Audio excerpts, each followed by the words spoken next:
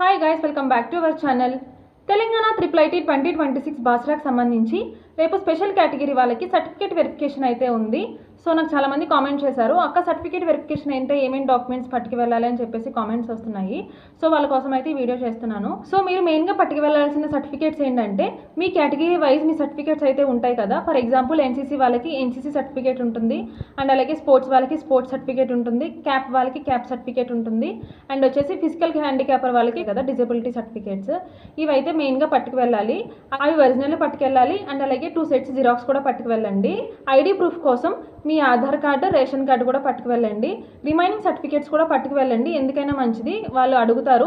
So original copy కూడా పట్టుకు వెళ్ళండి, అండ్ అలాగే జిరాక్స్లు కూడా పట్టుకు వెళ్ళండి.